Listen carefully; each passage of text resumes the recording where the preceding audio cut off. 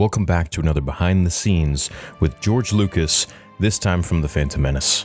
If you're enjoying this series, please do leave a like, and let's begin on George Lucas explaining why the Jedi failed, the blindness of the Jedi Council in the Phantom Menace. When George wrote Episode 1, he wasn't trying to show the Jedi at their best. He wanted to show them at their worst, if you think about it. Not in skill or power, but in understanding. Because by the time the Phantom Menace came around, the Jedi have already lost the very thing that made them Jedi.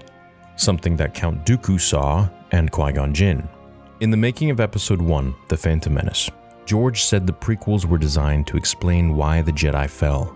It wasn't because the Sith were stronger, it was because the Jedi had become blind. The Jedi think they're doing good, George said, but they've become arrogant. They think they know everything about the Force, and that's exactly when you lose it. That one line defines the entire trilogy. In the original films, the Jedi are legends, noble, wise, almost mythical. But when George finally showed them in their prime, he wanted the audience to see the truth, that their order had already begun to rot from the inside. They had turned the Force, something natural, living, and spiritual, into bureaucracy. George even designed their temple to make that point. It sits high above Coruscant, at the peak of civilization, towering above the suffering below. It's elegant, quiet, sterile. The Jedi are sitting in their ivory tower, watching the galaxy fall apart.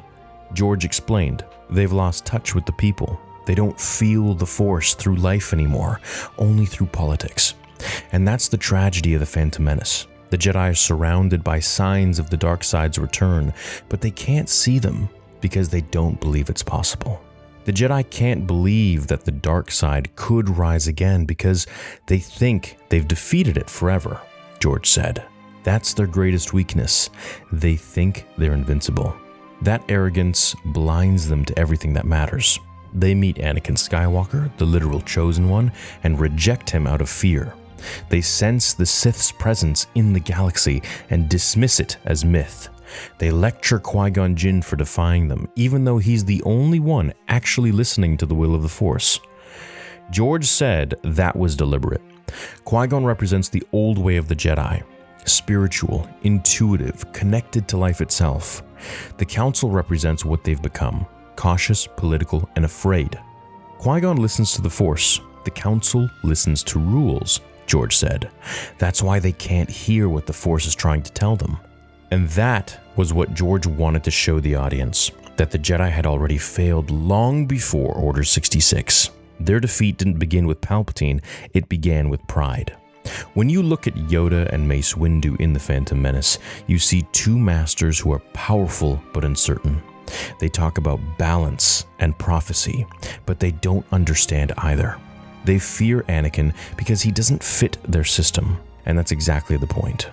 George said the Jedi had become too rigid, too dogmatic. The Jedi fall because they're too rigid, he said. They can't adapt. They try to stop change instead of accepting it.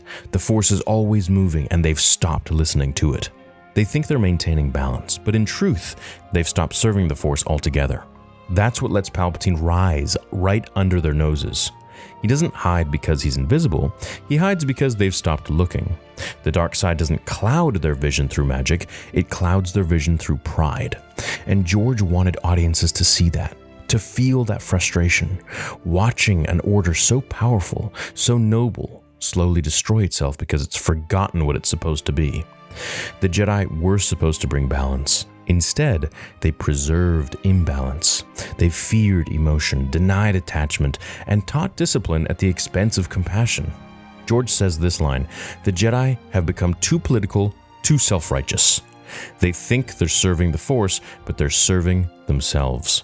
And this is when things started to get unbalanced in the lives of the Jedi, in the time of the Republic. That is the hidden tragedy of the Phantom Menace. Anakin's story doesn't begin with his fall, it begins with their failure.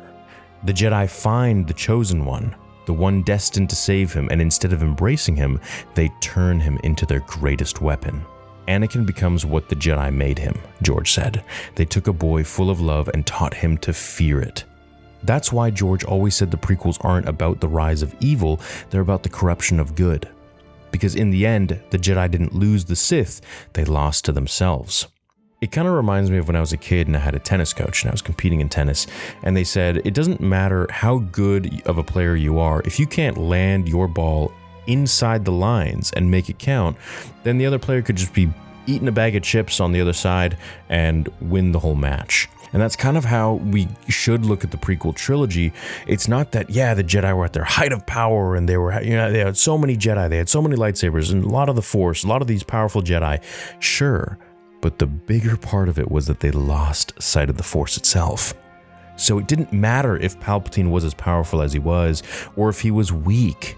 The Jedi would have eventually fallen. They would eventually fail because they were too wrapped up in politics and too much in serving themselves when they thought they were really serving the Force. And this is the mistake that Yoda realized at the end of Revenge of the Sith. Now, the Phantom Menace is the first act of this tragedy, the warning sign that no one really listened to except for Qui-Gon and Count Dooku. This is the story of order that mistook control for wisdom and forgot that the Force was never something to own, only something to serve. Hope you enjoyed this video. Please do leave a like, and I'll see you in the next one. You can find all of your saber needs at theorysabers.com, and I'll see you guys very soon. May the Force be with you, always.